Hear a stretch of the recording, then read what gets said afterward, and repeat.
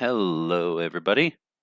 Give me a plus plus in chat if you can hear me. Uh, Looks like it's good from my end.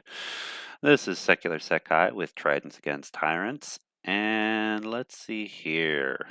I see Aussie Bugga. I see Anna, M35 Benvids. Yeah, welcome everybody. And I shared to a few places before the stream started that we were going to be streaming. Um, oh, perfect. See a plus plus. Uh, if you have pretty much any social media, please be sure to share the stream. Let people know that we are streaming right now, and we'll go ahead and jump right into it. First, as far as our ongoing fundraiser goes, we did have some withdrawals here recently, as you can see, so that's good. And I got some images and a video from Anton. The video I'm gonna put up pretty soon. Uh, Recently had my editor take a look at it, so it's gonna be ready to go up pretty soon. Um, Several other videos that are currently being edited and worked on. Um, One that was gonna go up, but I have to deal with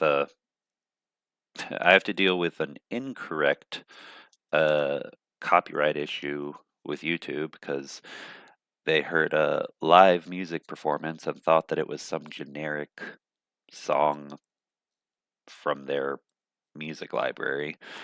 So anyway, getting all that sorted, and then we'll have another Cultural Forces interview going up soon.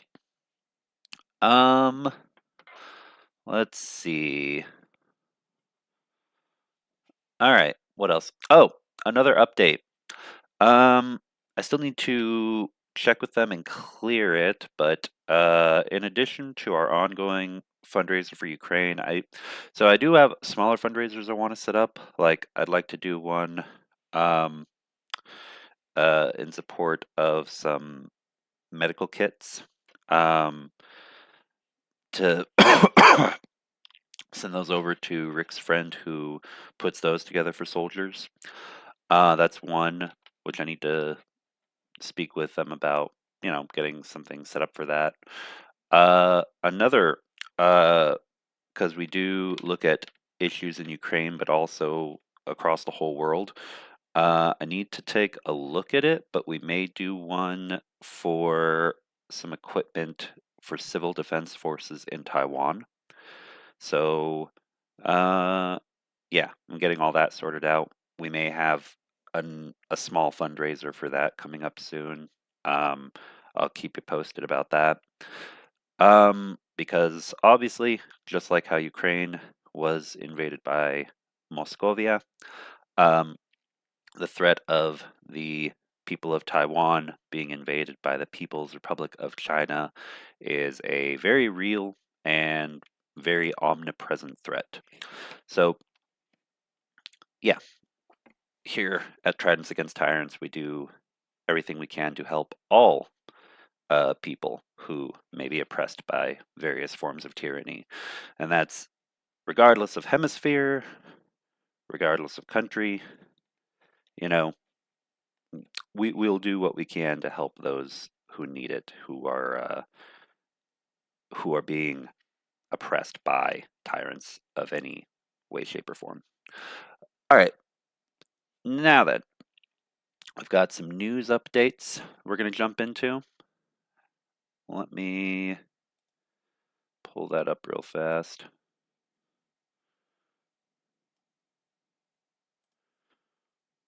Oh, and also before I forget, I'm going to open the Q&A box.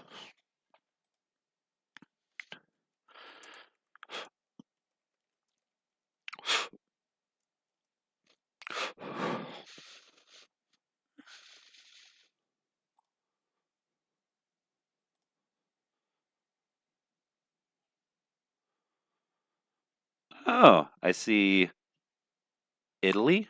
Yeah, I see Italy. I see Canada. Of course, Ukraine flags.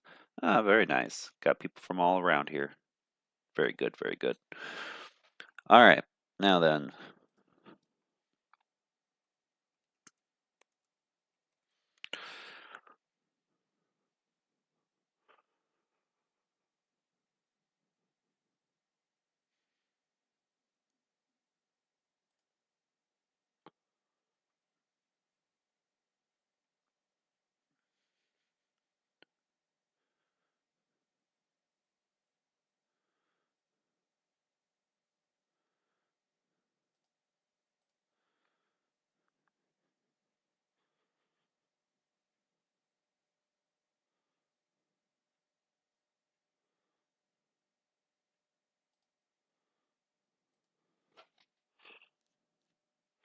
All right, let's see. So, obviously, we're going to talk a bit about Donald Trump and U.S. Posturing and policy toward the war in Ukraine.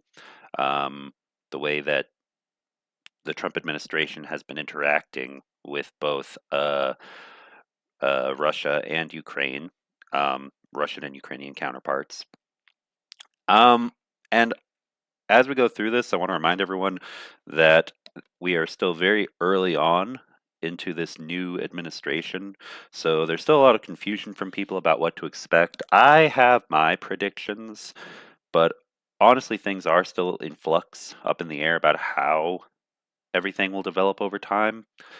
Um, but remember that any rhetoric, positive or negative, that is lobbed by the Trump administration toward either uh, Putin's administration in Russia or Zelensky's administration in Ukraine. Um, it's still very early on, so we may see things shift drastically for better or for worse over the course of the next 4 years, and only time will tell. Only time will tell. All right, now let's see here.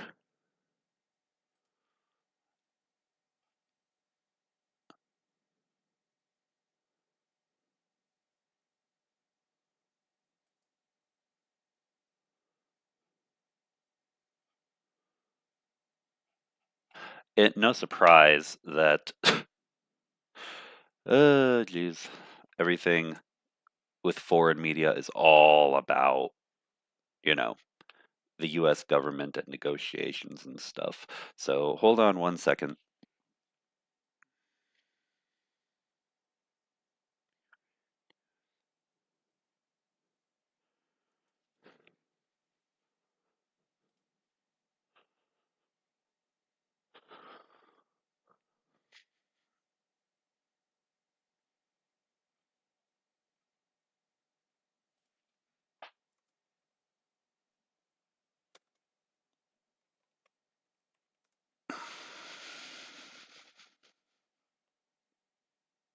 There we go.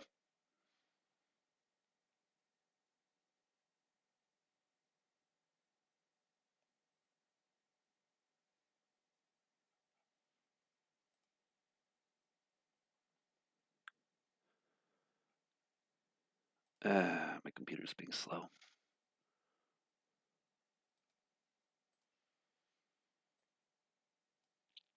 Okay. We got a few things pulled up now.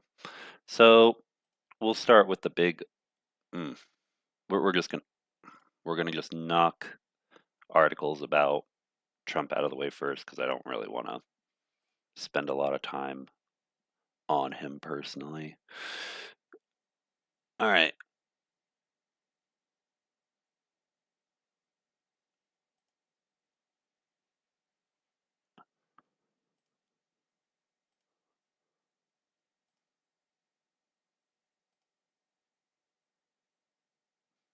My plugins aren't.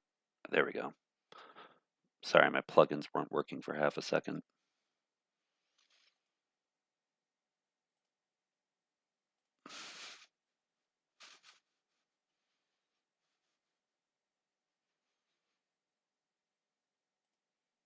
Yeah, this is being very slow.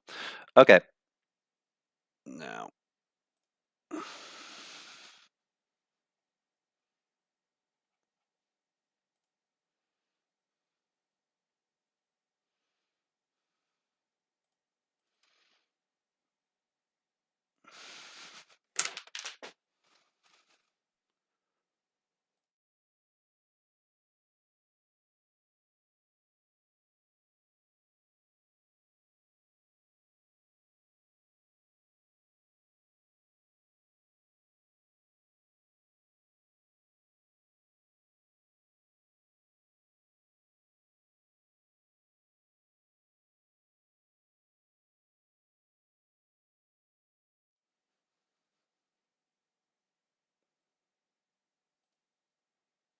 Okay.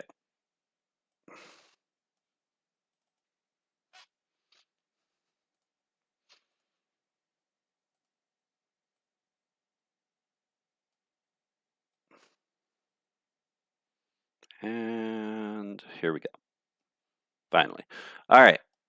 Trump's threat against Moscow over Ukraine seen as an insulting false start by some in Russia. And let me put the link into the chat right quick.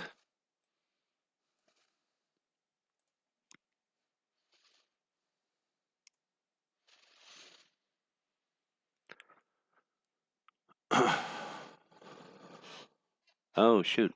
I'm sorry, Mr. Nobody. I just noticed the conversation in chat uh, about CPTSD. Yeah. No, I've worked with multiple people with CPTSD. Um, sorry. I hope that things get better. All right. Now then. Finally, let's go ahead and jump into the news right quick. President Donald Trump's threats aimed at strong arming Moscow into ending its war in Ukraine have been badly received by some politicians and nationalists in Russia who say his tactics bode ill for a deal. Trump said on Wednesday he would likely impose new sanctions, taxes, tariffs on Russia, whose economy he said was failing, and on Moscow's allies, unless President Vladimir Putin struck a deal with him soon to end the conflict. In an apparent attempt to balance his threat with a compliment, Trump spoke of the need to never forget that Russia had helped the United States win World War II, and incorrectly stated that the then Soviet Union had lost 60 million people in that conflict, as opposed to the 26.6 million people estimated by the Russian authorities. Putin and Trump have yet to speak by phone since his inauguration, and with ties with the new administration at an early stage, the Kremlin played down Trump's threat, saying it did not see any particularly new elements here. We carefully record all the nuances. We remain ready for all dialogue. President Putin has repeatedly spoken about this, for equal dialogue, for mutually respectful dialogue. Kremlin spokesperson Dmitry Peskov told reporters. Peskov took issue, though, with Trump's statement on World War II, saying it was the Soviet Union which had made the biggest contribution to victory over Nazi Germany. He also pointed out Trump's mistake on the number of war dead. This is Putin and Trump at a G20 summit during the first administration in Germany, in Hamburg in 2017. Others spoke more plainly, saying that what they cast as Trump's heavy-handed attitude toward Russia made a peace deal less likely. Konstantin Kosachev, deputy chairman of Russia's upper house of parliament, noted that Trump had not made any demands on Ukraine in the same post on Truth Social. It confirms that his level of understanding of the causes, current state, and prospects for resolving the Ukrainian crisis is approximately the same level as his understanding of the course and outcome of World War II, Kosachev said in a statement. That is to say, lower than the skirting board, which cannot be a cause for regret and concern. So, yeah, it's a short article. We're going to finish it off. But basically, um, in the Kremlin, some people are annoyed. Some people are using this for their own, you know, propaganda purposes, like it said, mentioning, oh no, the Soviet Union made the biggest contribution during World War II, after they switched sides, I might add, because remember, never forget that the Soviet Union started out working with National Socialists, and only then, when relations soured between the Soviets and Germany and other nations, did they decide to work with the Allies. Anyway, off topic. Um, Biggest thing that I would say is that this whole situation kind of is. It's early enough in the administration that there are some who are wondering if Donald Trump is, and more appropriately or more accurately, those around Donald Trump who are advising him are basically saying, be kind of tough on Russia right now. Don't appear weak. Don't appear, like you're 100% backing either side. Be tough on both sides. But then eventually the language will soften and possibly become more, because like it showed here, offering a compliment right after the criticism. Um, it's just a lot of two-faced dialogue. Um, and so there are some who are I've spoken to recently who have been told me their concern, myself included, would be that basically it's lip service, trying to appear tough on both sides, but eventually will lean more toward uh, taking a hardened stance um, on negotiations that would benefit Russia more than anyone else. Anyway, let's finish out this article, then we're going to go on to the next one, and then we're going to move on off of the topic of Trump, because I know everyone has different opinions. I don't trust Trump. I don't think Trump is going to be a friend to Ukraine. We already know it's all transactional, whether it's Ukraine, Russia, or any other country he deals with. Um, Donald Trump, I mean, in my eyes, he's a mob boss. There aren't any friends. There's only who can do something that benefits me when it comes to Trump's attitude to just about anything, including foreign policy. All right. Influential war bloggers, read by millions of Russians and licensed by the authorities, expressed outrage.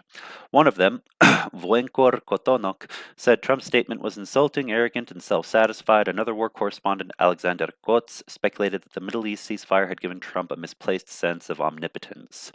I find it rich coming from nationalists and war bloggers who often will talk about taking Alaska back from the United States. I mean, yeah. Yeah, the arrogance. Of course, of course. Uh, anyway, Russia, my point being that all these people who are commenting about him are, very obviously very biased and very pro-war, very pro-Russian, very pro-fascist, basically, I would say, even if they don't all call themselves that. Russia is not the Gaza Strip, and starting a dialogue with ultimatums is not the most far-sighted move on the part of a leader claiming to be a peacemaker. Moscow will never agree to any deals dictated by blackmail and threats, Kots wrote. Sergei Markov, a former Kremlin advisor, said Trump's actions so far suggested he would not be able to bring peace to Ukraine, while Vladimir Solovyov, a high-profile state media talk show host, said Trump's threats proved he was an enemy. I want to also add one more thing as we're closing out this article. Remember this, everybody. The U.S. is a large, powerful country. It always has influence, but the EU and the rest of NATO are not just satellite extensions of the United States. France and the UK, for example, and Albania, multiple nations are now signing 100-year defense MOUs and memorandums of understanding and mutual defense. I don't know if they're actually defense treaties, but 100-year mutual defense pledges, basically, with Ukraine. And so, even if Trump were to not be supportive of heavy support to Ukraine in the future, and we still don't know, it could go any direction, really. It is a wild card. Ukraine is always going to have allies in Europe, and always will have allies among Americans and Canadians and others in North America. And pushing to make that very clear sort of affects the policy of not only this US administration, but the next, and the incoming Canadian administration. Remember, anyone who's not aware, there is an election coming up this year for Canada, and we will see if there will be a Liberal Party government or a Conservative Party government. So keep eyes on that as well. Anyway, yeah. All right. Is that any way to talk to? Yeah, okay. Anyway, it's already on the screen. I don't want to read the rest of this. And yeah, it's just very annoying, the whole situation, to me at least. I should be a bit more objective when I'm reporting news, but yeah, it is an outrage to me. Outrageous that there hasn't been immediate strong support to Ukraine, that there's any sense of muddling or mixed messages being sent. Let's move on to the next article.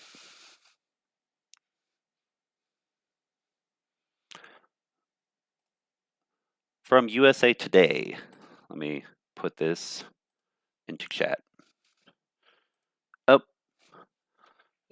EU. All right, let's see. A couple of comments I see here. EU needs to step up more. I agree with you on that, Anna.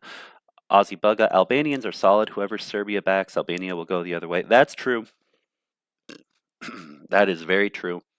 Albania is going to have its hands full, though, with its own regional conflict.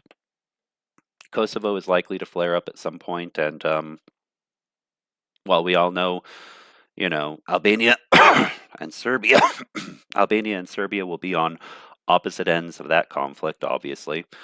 I think Ukraine helping Kosovo would do a lot to build strong relations with Albania, and it's logical because Serbia is a Russian puppet, a Russian ally in the long term. So Albania, Ukraine, those two nations getting closer to one another, working more with one another, especially with Albania's ties throughout the Muslim world. I'm looking at you, Chechnya, Dagestan, and multiple trade partners of Russia throughout the Middle East. Albania, in many ways, is a useful ally for Ukraine to have. So I'll put that out there. Now let's move on to this article. From USA, excuse me. Oh.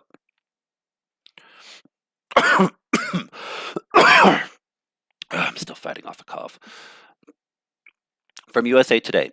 He shouldn't have done that. Donald Trump criticizes Ukraine president over war. So as I said before, Donald Trump's approach right now is basically just to swing at everyone. He's swinging at Vladimir Putin, saying, this war is stupid and you need to stop or we're going to sanction you all to hell. Notice that there's no threat of military intervention, only sanctions. And then when he talks to President Zelensky, well, let's see here. President Donald Trump had tough words for both Ukrainian President Volodymyr Zelensky and Russian President Vladimir Putin during an interview that aired Thursday, threatening to ratchet up financial pressure on Russia while calling Zelensky no angel. Trump promised on the campaign trail to quickly end the war in Ukraine and is trying to force the two sides to the negotiating table. Russia invaded Ukraine in February 2022, but Trump said in the interview with Fox News host Sean Hannity that Zelensky shouldn't have allowed this war to happen. That pisses me off that Donald Trump would say that at all, because we all know he has the understanding of a toddler when it comes to pretty much any issues, either domestic or foreign. Zelensky was fighting a much bigger entity, much more powerful, Trump said. He shouldn't have done that because we could have made a deal and Zelensky decided that I want to fight. Donald Trump's a fucking coward. And Donald Trump thinks that making a deal, quote unquote, is the way to go at all times, even if it sacrifices morality and democracy. As we can see with all the deals he's struck that have helped to weaken American democracy in place of oligarchy.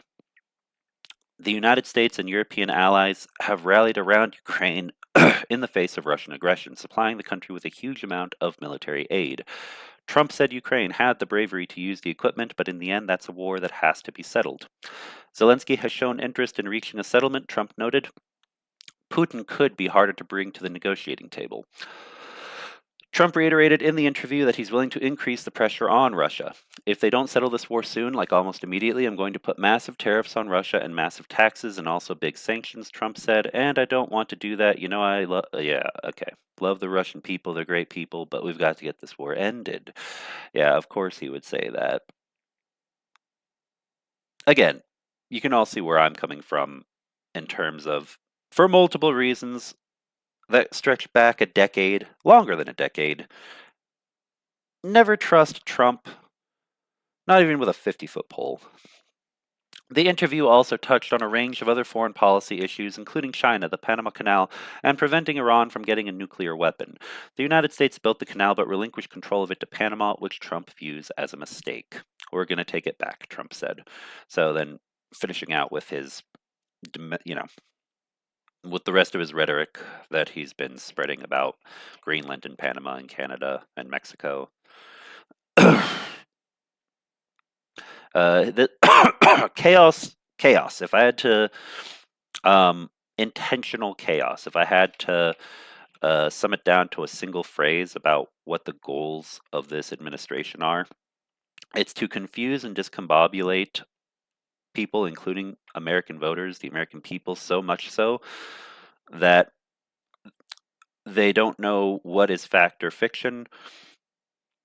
And when people don't know true from false, when they don't know fact from fiction, they become disconnected, they become apathetic, and they become willing to accept anything regardless of their moral beliefs on it. Um, and they'll just shrug and say, "What am I supposed to do about it?" So, yeah, intentional chaos. That is the goal of the current Trump administration. All right, next. Finally, let's move on from that because I would rather talk about Ukraine itself rather than that that particular person. Let's talk a bit about what's actually happening in Ukraine. And this is from the Kiev Independent.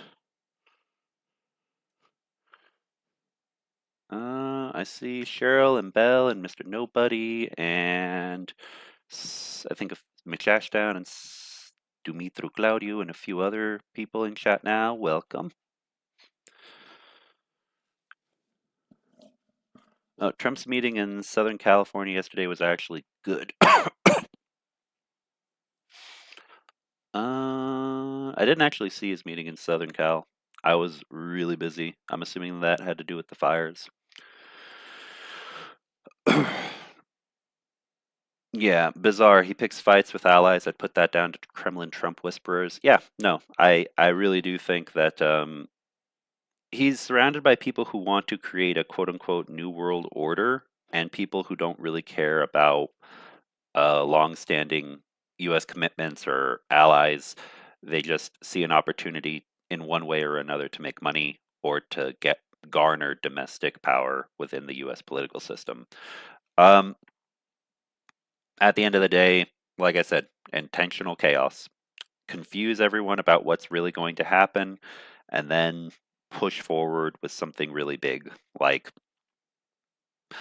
for example, talk about, I have no idea if this will happen or not, but one hypothetical, talk about massive deportations, which creates and mobilizing the National Guard for a national emergency, move a lot of troops to the US Mexico border. But in the news cycle, focus just on deportations and focus on talking about Greenland or Canada or talking about being tougher on China, uh, etc. But then, the Panama Canal. But then, while focused on all the rest of those topics, begin mobilizing special forces for strikes against cartels in Mexico, possibly, which would be a really stupid move for multiple reasons, in my opinion. I'm no fan of the cartels. They are horrible, horrific organizations, but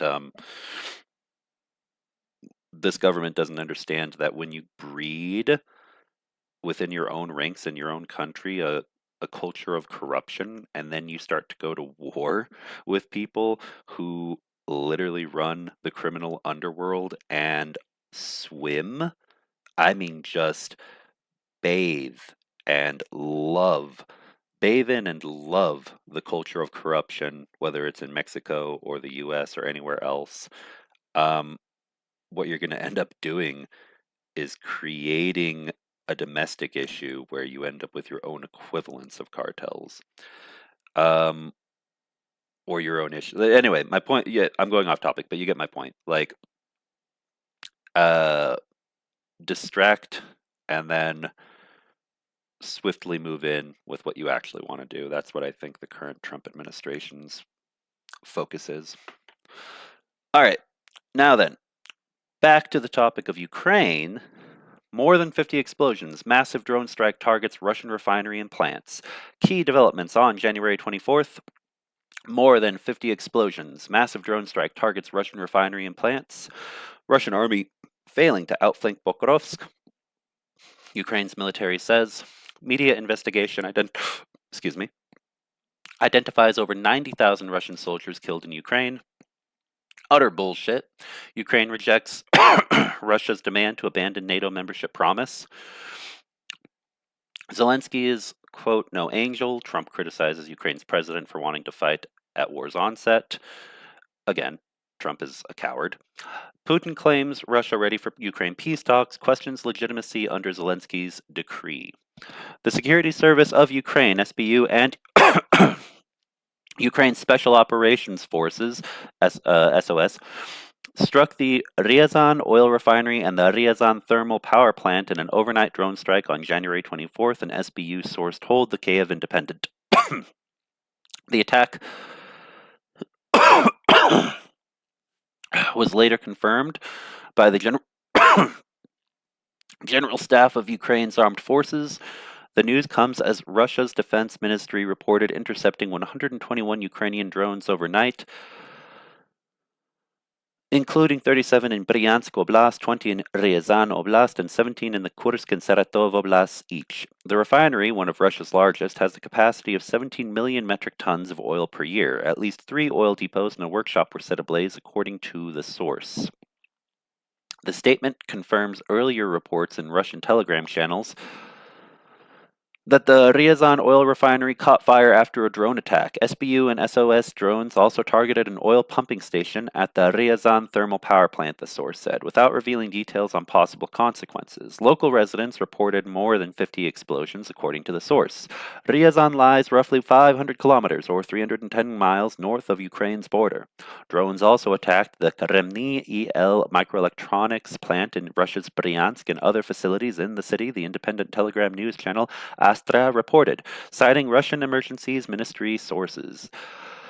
It is not immediately clear whether the plant, which produces components for the Russian military, suffered significant damage in the attack. The drone strike also damaged windows in the facade of a building of the Investigative Committee, and the Institute of Management and Business caught fire, according to Astra. Andriy Kovalenko, the counter-disinformation chief at Ukraine's National Security and Defense Council, also reported on the attack against the Kremny plant. The facility has suspended operations after sustaining hits, Kovalenko claimed, saying that the plant produces microelectronics for Russian air defenses, Iskander missiles, electronic warfare equipment, and drones. This is the third time the plant was hit during the full-scale war, Kovalenko said. The city of Bryansk lies around 100 kilometers or 60 miles from Russia's border with Ukraine. The General Staff also confirmed the attack against the Kremny plant without revealing details on possible damage. The Kiev Independent could not verify all the claims.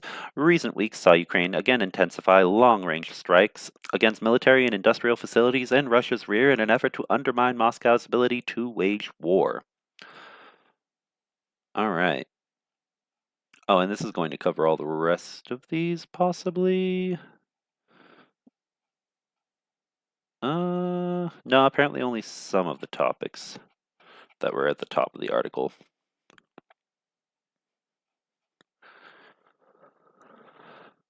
Russian army failing to outflank Pokrovsk, Ukraine's military says. The Russian army is, for now, failing to outflank Pokrovsk in Donetsk Oblast in an attempt to cut off the town's logistics routes, a spokesperson for Ukraine's Gortitsia group of forces, Viktor Trehubov, said on January 24th on national television. The area near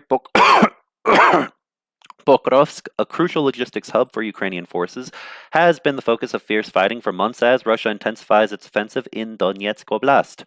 Russian forces are trying to bypass Pokrovsk from the north and south, but so far without success, according to the spokesperson. So far, these attempts have been more or less effectively repelled. They have begun to attack the town more actively with long-range, different types of missiles and FPV, first-person view drones, Trehubov said. Unfortunately, they are hitting the town, but their plan to surround it is still very far from realization, he added. And as you can see from this map here, the estimated Russian advance in the Pokrovsk sector in Donetsk Oblast as of January 23rd, according to the Deep State. Pokrovsk marked as the black symbol. So as you can see, they're working toward it, but they still don't have fire control over this road. They aren't able to surround the city yet. So Pokrovsk still holds. Trehubov stressed that the Pokrovsk sector of the front line is the primary vector of Russia's offensive. This is the main point of concentration of their efforts, and it has been for a long time. There is the largest number of clashes there, he said. Russian troops are continuing to push on the Liman, Siversk, Kramatorsk, Toretsk, Pokrovsk, and Kurakove axes. According to Ukraine's general staff, Pokrovsk and Kurakove remain the focal points of the Russian eastern offensive, now in its 5th month. Ukraine previously blew up the number 3 mines shaft in the village of Pishane near Pokrovsk to prevent Russia from deploying its troops closer to the front line, according to the New York Times. Earlier this month, Medinvest announced it had suspended operations at the Pokrovsk coking coal mine due to worsening security conditions and power outages. The BBC and the independent outlet Mediazona have identified the names of 90,019 Russian soldiers who died during the full-scale invasion of Ukraine, the BBC reported on January 24th. Since the media outlets last updated mid-January, the names of 1,964 Russian soldiers have been added to the list of casualties. Oh, hold on. Yeah, all right, let's finish this up. I thought I missed a new title for this part of the article, but I did not, it looks like. Some 23% of all those killed were military personnel who signed a contract with the Russian Defense Ministry after February 2022.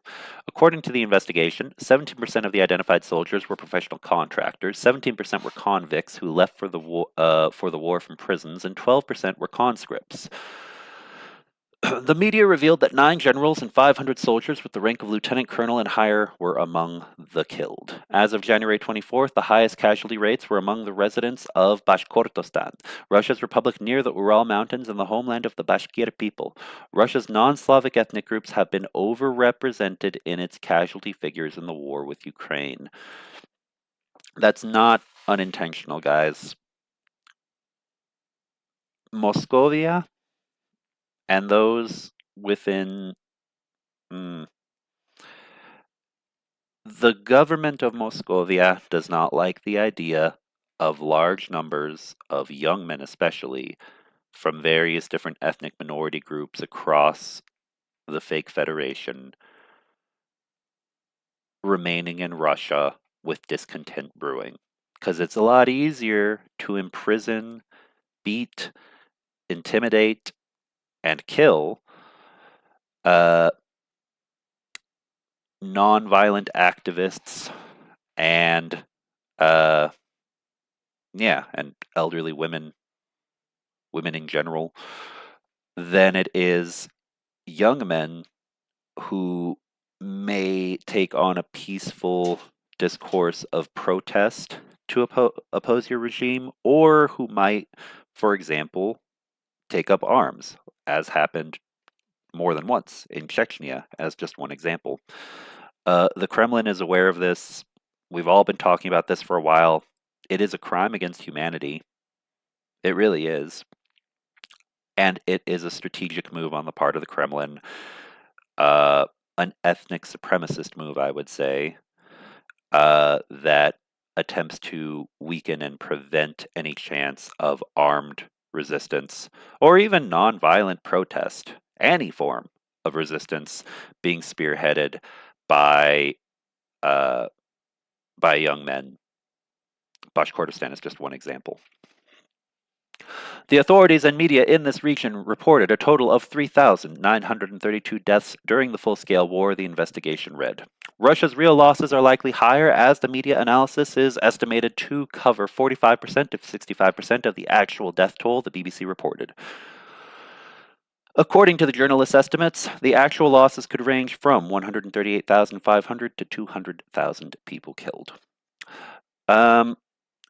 President Volodymyr Zelensky said on December 8th that about 43,000 Ukrainian soldiers had been killed during the full-scale invasion. The last time Moscow officially announced the number of soldiers killed was in September 2022, putting the number at 5,937. I think there was a typo here. No, okay, so this is Zelensky talking about Ukrainian soldiers killed, and this is just as a comparison, the last time Moscow, announced for their side the total number of soldiers killed, and they put it at a.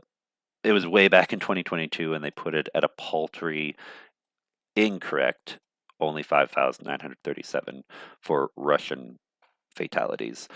Russian figures are, in my opinion, not very trustworthy.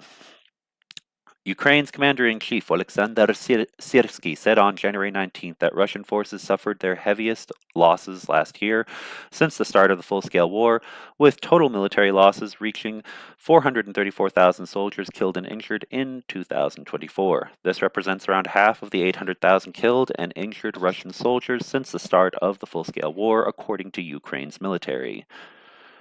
And we'll finish out the article with this part. Utter bullshit. Ukraine rejects Russia's demand to abandon NATO membership promise. I agree. It is utter bullshit. And fuck that. Ukraine's foreign ministry dismissed Russia's demand to cancel NATO's 2008 promise of eventual membership for Ukraine, calling it utter bullshit in a January 24th statement. The response comes after Russian Deputy Foreign Minister Alexander Grushko criticized NATO's 2008 Bucharest summit declaration, calling it catastrophic for European security. Ah, shucks, North Korea's ally issuing ultimatums to NATO. Utter bullshit, said Foreign Ministry spokesperson Georgi Tiki in response to Grushko's remarks. Moscow has no say here. Instead, the ministry praised NATO's decision at the time and reiterated Kyiv's commitment to joining the alliance. European security architecture is built on protection from Russia, Tiki said. Let everybody remember this. People always say, no, no, no, it's not possible. You can't join NATO when there's active war and when, territories haven't been settled. Germany. East Germany and West Germany. And don't tell me, oh, it was a different time back then. It was, all that happened and those lines were created before nuclear proliferation. Nah. Multiple forms of massive possibilities of attack on nation states, chemical weapons, all kinds of things that existed at that point from World War I and prior conflicts. Okay, there were plenty of things that could have been excuses to fearmonger and have people say the same thing back then as well. It's just an excuse. Ukraine will be a part of NATO. It needs to be a part of NATO. Not joining NATO would be catastrophic because at the end of the day, Russia's not going to stop. All that Russia wants is the kind of chaos that we've seen in various Western nations, and to tear apart democracy, to either have enemy nations tear themselves apart and balkanize, no longer exist as an enemy nation from within, and this has included hybrid warfare and information warfare attacks, including empowering domestic extremism, which basically just is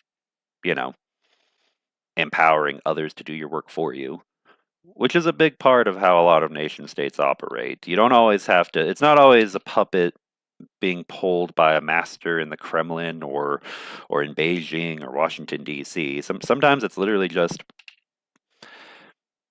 give money and support to like a certain seed investment into a domestic group in some other country, and they'll do a lion's share of the work. They'll do more than you expect. Anyway, my point being, stuff that's happened in recent years in France and Germany, especially the U.S. Look at this recent election, the United Kingdom. The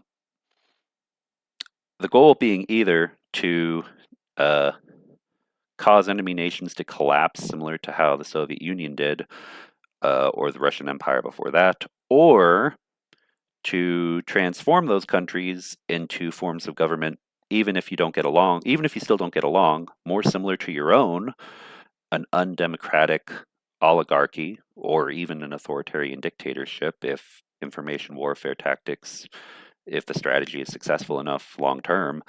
And then even if you still don't like each other, you have more common ground to negotiate with one another. It's an insidious strategy, and unfortunately, it seems to be working in many places around the world, which is why I have respect for places like Romania, uh, with nullifying their recent election, citing foreign interference concerns, and Germany. Well, I guess we'll see. Things are still up in the air, but Germany having many people within their society keeping a close eye on things such as the AfD, Alternative for Deutschland, and the risk it poses, or in France, hopefully we won't see Le Pen end up in the presidency.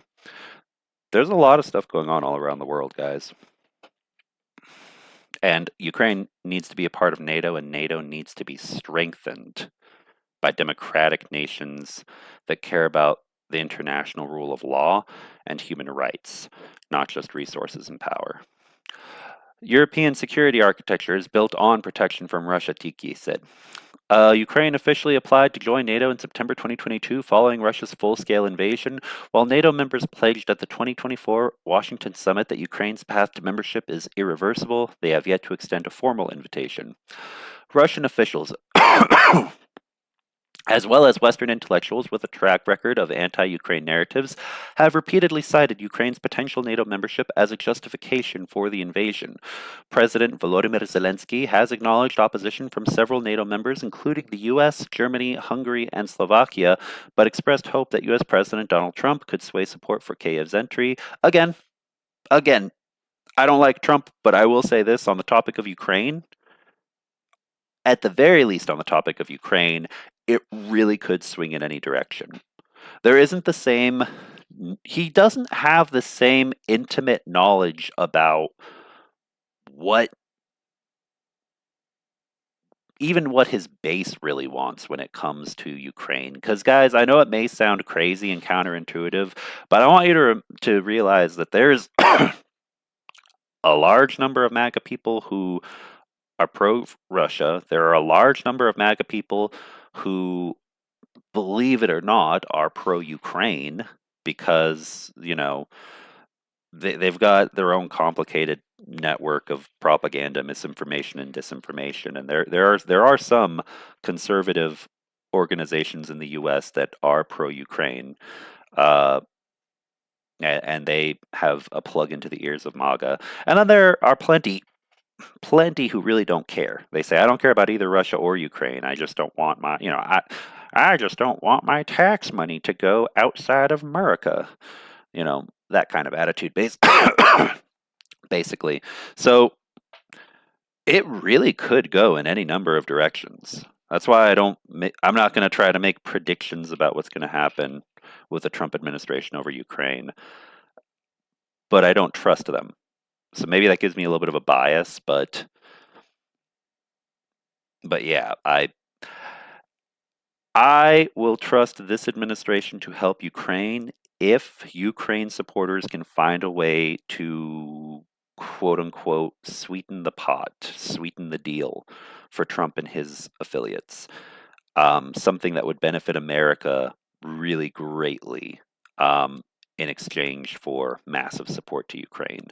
And there are plenty of ways to make that pitch. So those who are within positions of influence to get that attention from the Trump administration and lob that kind of a proposal, I hope that they are in the process of doing so. Let's see. There's little evidence that the new administration would be more open to Ukraine's NATO membership than former U.S. President Joe Biden. Trump has previously criticized NATO and blamed Biden for allegedly supporting Ukraine's aspirations and provoking Russia's invasion. Okay. And I don't want to read the rest of this about Putin and Trump. The article is in the chat, so feel free to take a look at it. But yeah, Yeah, we already covered that with the last article. Okay, I'm going to take a look at chat really quick. And let's see. Let me. Okay. We are. Oh, wow, we're already 52 minutes almost into this stream. All right. I actually have to go before too long because my weekends have just been murder with things I need to get done related to Ukraine and multiple other initiatives and causes. So let's take a look and see if there are any questions in chat.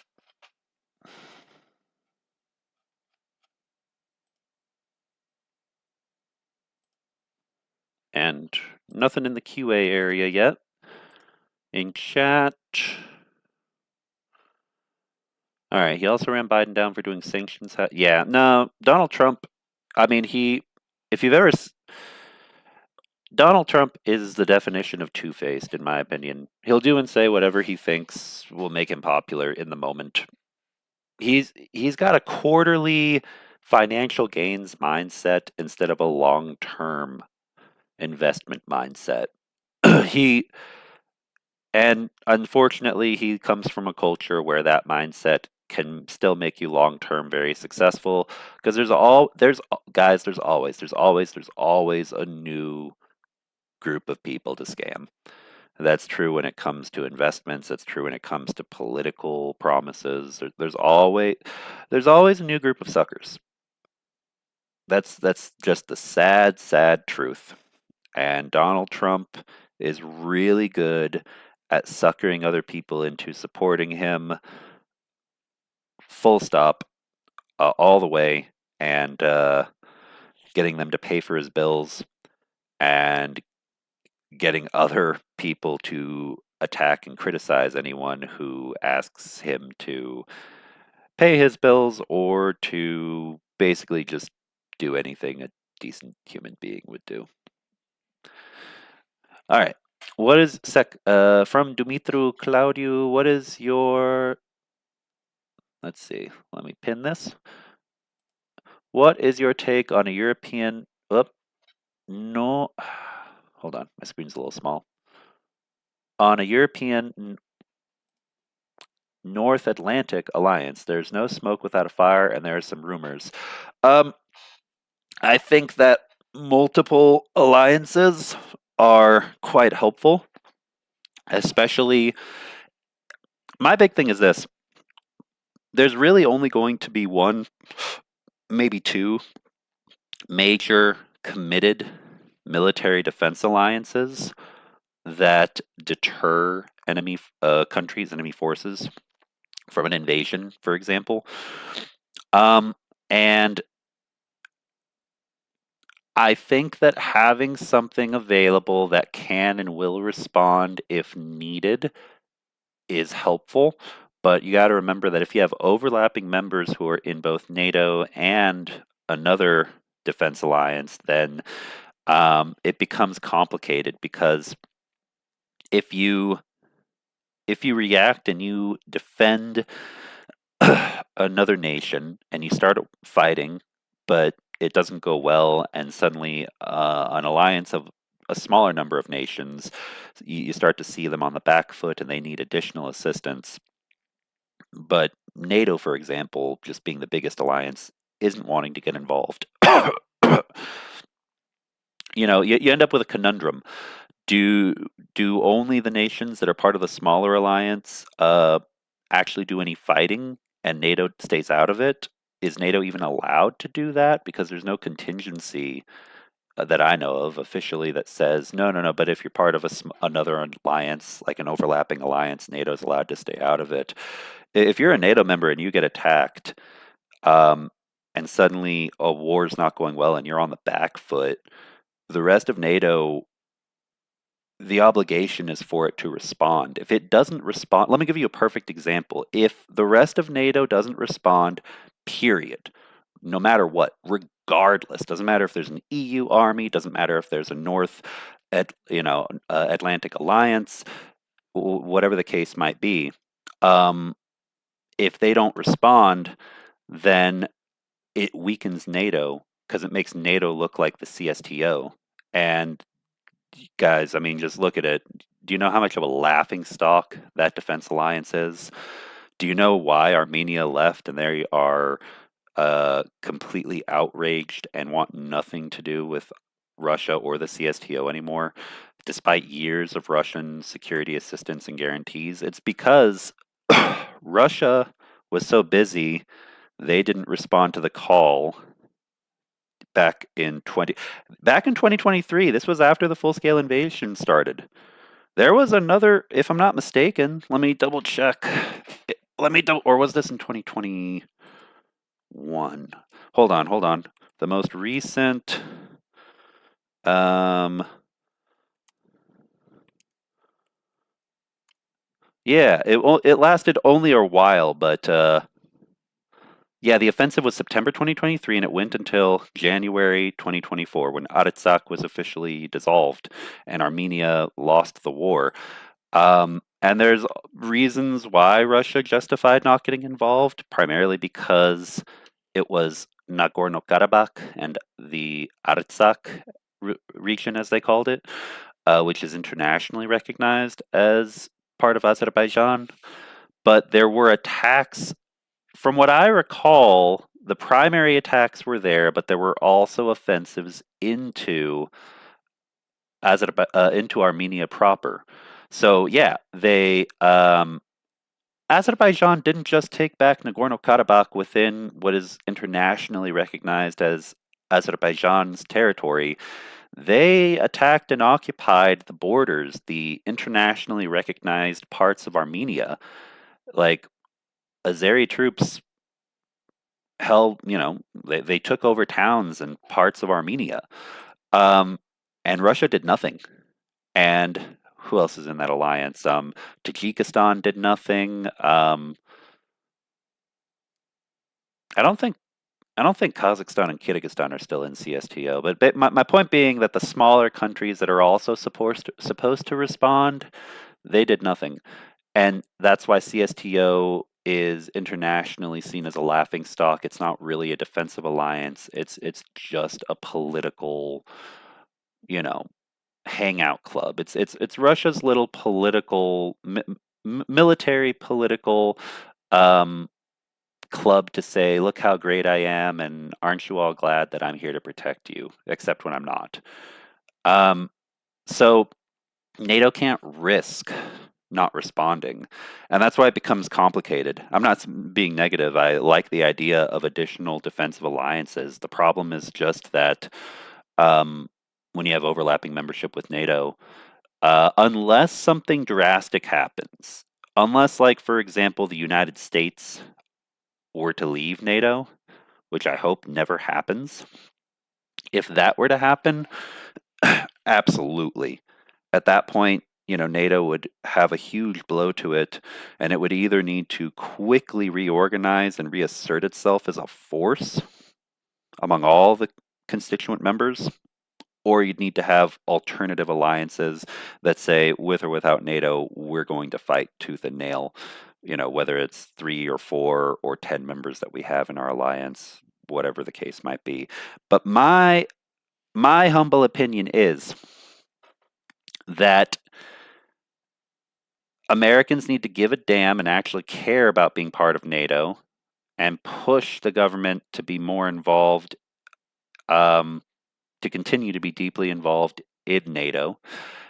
And Europeans really need to push, especially on the political side, for Ukraine membership sooner rather than later. That is similar to the situation of East and West Germany back in the day. Um, anyway, thanks for a great question. I think I went off on that a little long. I got to get through some more also because I've got to get going very, very soon. Okay, let's see what else.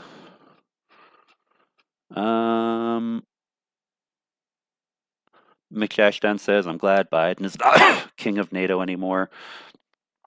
A Biden, Trump, Bush, Obama, whichever American president you know, you want to mention. Um, there should never be a king of NATO.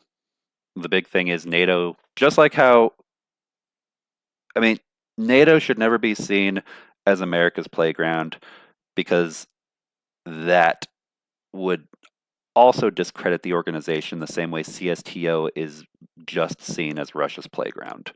NATO is much more than just the United States. And I personally have faith that all NATO members, especially the newest ones, Sweden and Finland, they put a lot of work into that organization and it stands strong even when you have political uh, even when you have political dysfunction, like what you see in members like the US, Italy, and Hungary these days. All right, let's see here.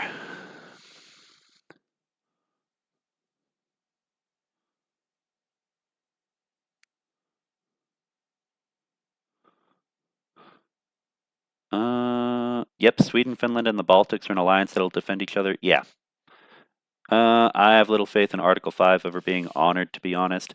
Well, if Article 5 were to not be honored, that would be the end of NATO. The thing is, NATO is supposed to exist as a form of deterrence also to make sure Article 5 never has to be invoked. Primarily because, here's the thing. People say, why? Well, Article 5, it's never been honored. How do we know it would actually be honored? It would be. But here's the thing.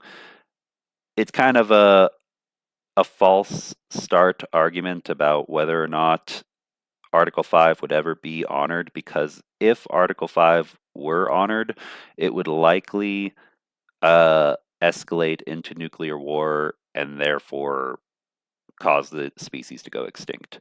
But with that being said, don't forget that the US, if I'm not mistaken, asked for Article 5 to be honored and put together their own coalition when it came to the wars in the Middle East. So,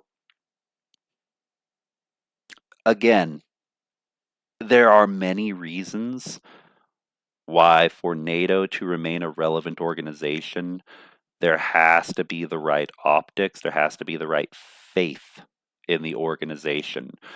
And things like that, especially when ultimately mixed results in Iraq and failure, absolute failure in Afghanistan. Um, when you see a large influential nation pull things like that, it doesn't make the broader alliance look good, especially when it's supposed to be dedicated to defending primarily the Atlantic region, primarily, Europe. Um, but I do have faith that Article 5 would be honored, but there is a huge amount of obsession over making sure it would never have to be honored.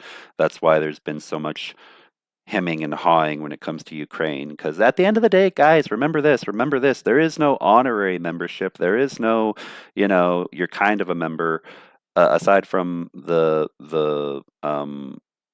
material and financial support that Ukraine has received, but not troops on the ground. Either you're in NATO or you're not. And that's why Sweden and Finland got in. And that's really fucking good. Let me put it to you like this. The fact that Sweden and Finland are now part of NATO, I'm going to finish this up as the last part of this topic. The fact that Finland and Sweden have officially joined NATO makes it a lot more likely that Article 5 would be honored, because Sweden and Finland don't screw around, and they're going to defend the Baltics, and they're going to expect other NATO members, other parts of Europe to answer the call and also help the Nordics, and the Baltic nations if they ever came under attack. Now, do I have confidence that every single member of NATO would answer the call? Oh, hell no. No, no, no, no, no, no, no, no, no. I do not. Looking at you, Hungary, as one example. Um, But do I feel confident that the lion's share of NATO would? Yes, absolutely. So I still have faith in NATO, even if individual members of NATO, my faith in them is sociopolitically is very strained at the moment. All right. Now, moving on, are there any more questions? Trump is basically a mafioso. His grandfather ran a prostitution ring. His buildings house Russian prostitution and money laundering rings. That's who he is. That's who his family is. Yep, you're absolutely right, Cheryl. And what other government do we know of that historically has uh, ex KGB agents and literal ex mafia members, Russian mob members, who make up the government and other influential oligarchical positions? Moscovia. Trump becoming president and the normalization of his way of overtly flouting the laws, ignoring the laws and the Constitution of the United States. Um, Guys, we focus a lot on the physical war in Ukraine, but for the United States, there's an information war that it's losing. And if Americans don't do something, let me say this, because I really do have to get going very soon. If Americans don't do something soon, America will become what everyone in this comment section, I'm sure this chat, fears most and hates most. America will become Russia. And that can never, ever be allowed to happen. So if you are an American, even if you're not an American, if you are someone who cares about peace in the world and cares about not having a second Russia, and when I say second Russia, let me be clear. The United States has already done a lot of covert things that basically, if you ask any country, if you ask people from Central and South America, a lot of them are going to say, why should we be angry at Russia? The United States has done a lot of stuff to us. They try to deny it and cover it up, but they've screwed with us the same way that Russia has screwed with other countries, like in the Caucasus or in other parts of Europe and the rest of the world. Why should we be angry at Russia? We've got our own Russia right here. But that's all, whether you like international power politics or not, that's unfortunately, there's no country that is innocent. And the United States has done a lot of bad, but it's also done a lot of good in Central and South America in different degrees. Um, Not that I'm defending the bad.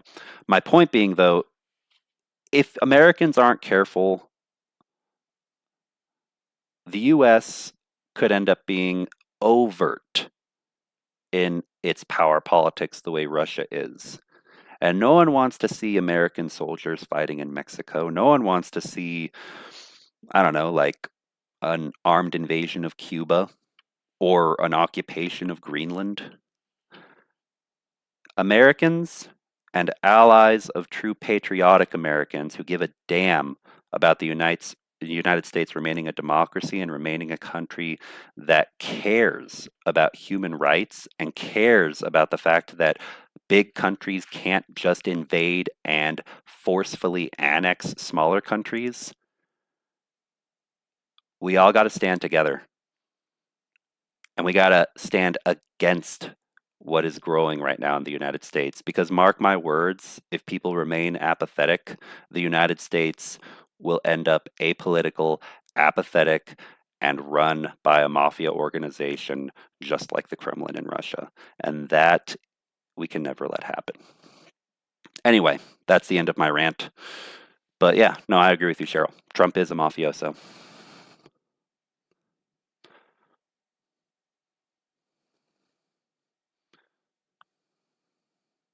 And of course, the same thing can also happen in the opposite direction.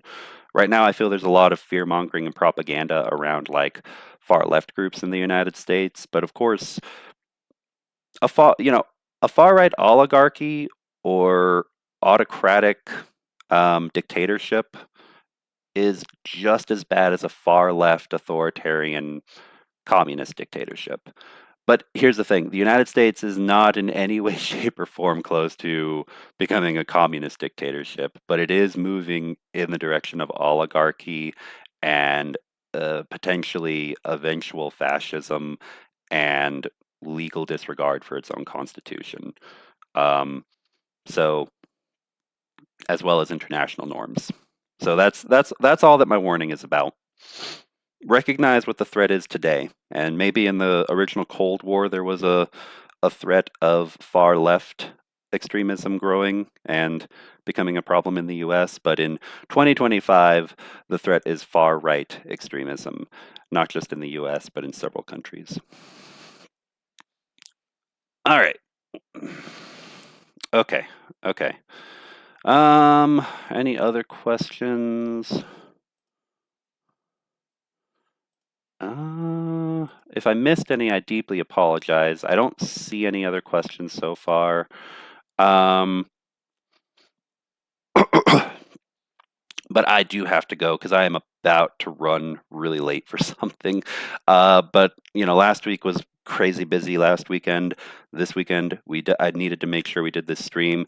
We will have an update soon. I will let you guys know if we're going to be doing another fundraiser, a small one, to benefit uh, citizens in Taiwan who want to be prepared to organize to defend their country. We will continue our fundraiser for the 110th Brigade. And I'll have some pictures and a video update on that for you all very soon. Thank you for being here. Slava Ukraini, and I will catch you later. Georgia, Republic of Georgia. Don't forget about Republic of Georgia. Thank you for the reminder, McShashdown. All right, everyone, go take a look because that's still happening also with the protests, and they really need support too. Everyone, I do like the fact that public transport in Tbilisi was hacked and pro-European messages were played on loop at different subway payment machines, which is pretty cool. So keep an eye on the Republic of Georgia as well. Thank you for being here, everyone. I've got to go, and I will see you all again soon. All right, bye.